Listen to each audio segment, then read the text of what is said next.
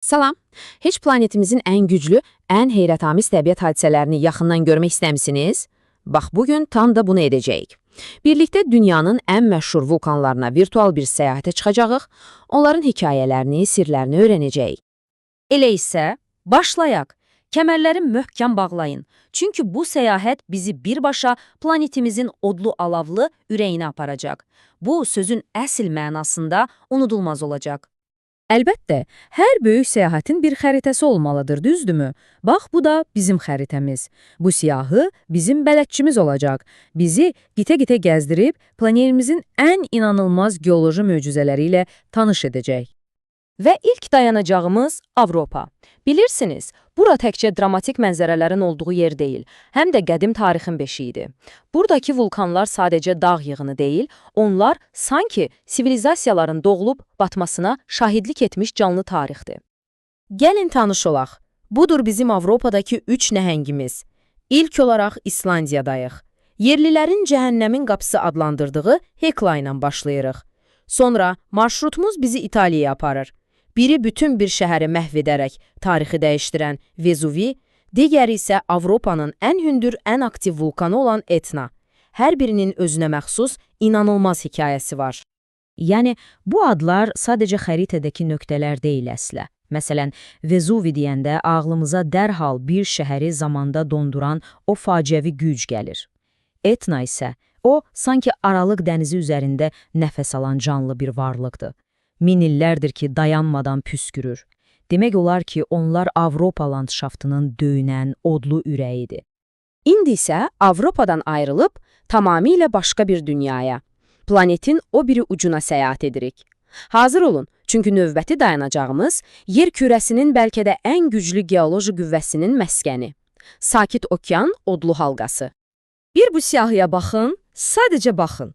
Bu, həmin o odlu halqanın nə qədər böyük olduğunu əyani şəkildə göstərir. Rusiyanın buzlu torpaqlarından başlayıb, Yaponiyanın zəngin mədəniyyətindən keçir, İndoneziyanın cənnət adalarına və Amerikanın qərb sahillərinə qədər uzanır.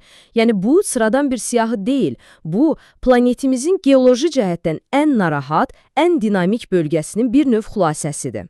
Təsəvvür edin, dünyadakı bütün vulkanların təxminən 75%-i məhz bu halqanın üzərindədir. Adın özü belə hər şeyi izah edir, elə deyilmi? Odlu halqa. Bu təkcə poetik bir ad deyil, bu reallıqdır. Burada nəhəng sakit okean plitəsi digər kontinental plitələrlə toqquşur, sanki bir-birinin altına girir. Təsəvvür edin, 40 min kilometrlik bir zona. Məhz bu amansız toqquşma nəticəsində də yer kürəsinin dərinliklərindəki o odlu maqma səthə çıxmaq üçün yol tapır. Bu ölkələrə baxanda odlu halqanın qlobal miqyasını daha aydın görürük. Siyahımızdakı bu ölkələr sadəcə xəritədəki adlar deyil, yox. Onlar milyonlarla insanın yaşadığı yerlərdir. İnsanların bu nəhəng, güclü, amma eyni zamanda təhlükəli qonşularla, yəni vulkanlarla çin-çinə yaşadığı fərqli-fərqli mədəniyyətlərin və sivilizasiyaların beşiyidir. Deməli, odlu halqanın o gərgin, qaynar enerjisindən biraz uzaqlaşırıq. İndi isə coğrafi cəhətdən onlardan ayrı düşən, amma heç də daha az heyran edici olmayan bəzi tənha nəhəngləri ziyarət etməyin vaxtıdır. Afrikaya xoş gəldiniz. Burada bizi ilk olaraq qitənin tacı, buzlaqlarla örtülü o əfsanəvi Kilimanjaro qarşılayır. Daha sonra isə Qərbi Afrikanın ən aktiv, ən hündür nöqtəsi olan Kamerun dağı. Bax, bu nəhənglər odlu halqanın o səs-küyündən, sıxlığından çox uzaqda, tək başına, amma bir o qədər də möhtəşəm şəkildə ucalırlar. İndi isə kursumuzu Sakit Okeanın tam ortasına, Havay adalarına yönəldirik. Gördüyümüz bu cənnət adaları əslində nədir bilirsinizmi? Onlar okeanın dibindəki bir qaynar nöqtənin milyon illər ərzində yaratdığı nəhəng vulkanların su üzərində görünən zirvələridir. Məsələn, buradakı Mauna Loa həcminə görə yer kürəsinin ən böyük vulkanıdır. Kilauea isə dünyanın ən aktivlərindən sayılır. Artıq turumuzun sonuna yaxınlaşırıq. Amma saxladığım son dayanacaq, o tamamilə başqa bir aləmdir. Ora o qədər ucqar, o qədər təcrid olunmuş bir yerdir ki, çox az sayda insan onu öz gözləri ilə görmə şansı əldə edib. Budur o, Erebus. Fikir verdinizmi? Siyahımızda ölkə adı qeyd olunmayan yeganə vulkandır. Bilirsiniz niyə? Çünki o, heç bir ölkəyə aid deyil. Erebus Antarktidanın amansız buzlu səhrasında yerləşir. Və ən heyrətamizi odur ki, onun zirvəsində daimi olaraq qaynayan bir lava gölü var.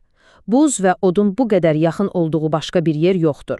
Bu, həqiqətən də dünyanın ucqarındakı bir möcüzədir. Beləliklə, qlobal turumuzun sonuna gəldik. Avropanın tarixi zirvələrindən başladıq, odlu xalqanın o qaynar zəncirindən keçdik, Afrikanın tənha nəhənglərinə baş çəkdik və səyahətimizi Antarktikanın buzlu tənhalığında bitirdik. Bütün bu səfər boyunca əslində planetimizin nə qədər dinamik, nə qədər canlı olduğunun bir daha şahidi olduq. Bu qısa zamanda biz siyahımızdan tam 24 heyrətamiz vulkana baş çəkdik.